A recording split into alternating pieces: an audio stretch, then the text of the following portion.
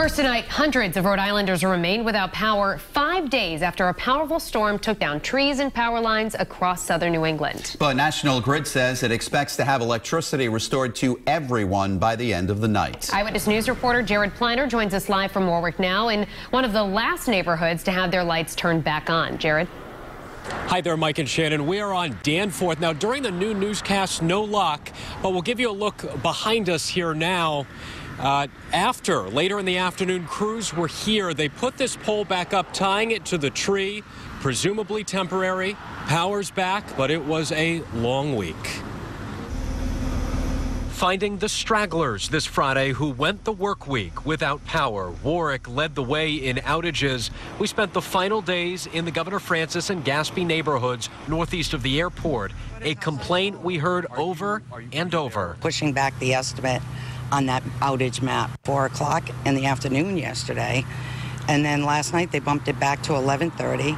And right before 11:30, they bumped it to 6 a.m. If I had known I was going to be out this long, I would have made other plans to do something. This is what kept part of Danforth Street offline for the week.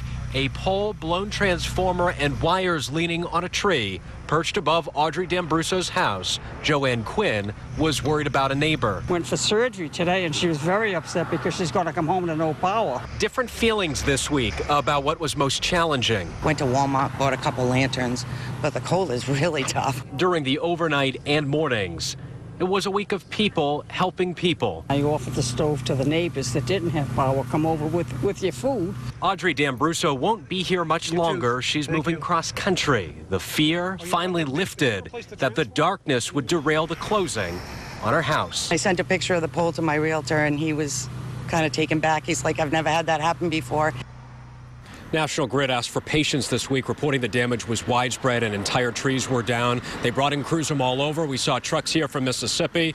Now, we asked Grid, because people were bringing this up to us, what drives those changing restoration estimates we saw all week long, from hour to hour? What's behind that, to see that variation? And we have not heard back from the utility. New at 6 o'clock, a couple that had been offline for a while. They are back now. We'll talk to them next hour. Live in Warwick tonight, Jared Pliner, Eyewitness News.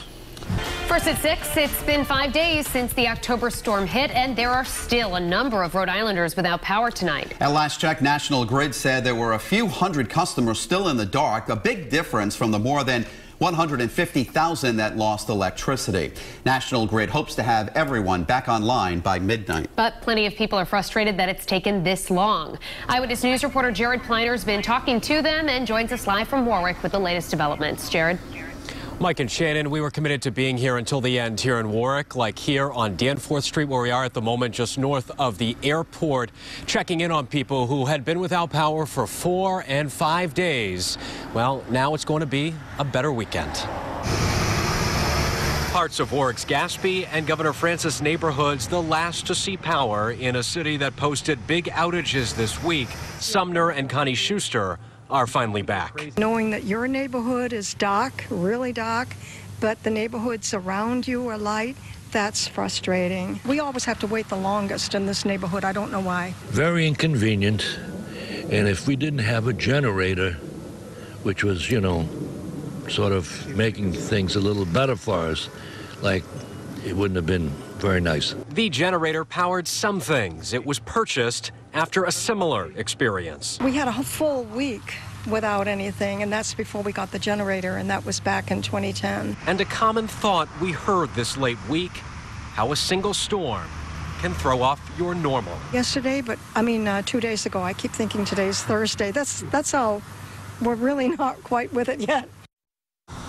A common thread between all of us, too. People wanted to be better informed. They said they were given too many estimations, and they want, in some way, that process to be refined if possible. We asked the utility what drives those projections, and we have not yet heard back. Another common sentiment we heard, Mike and Shannon, how this week is a small window into life on a place like Puerto Rico right now. Closing thought. In Warwick tonight, Jared Pliner, Eyewitness News.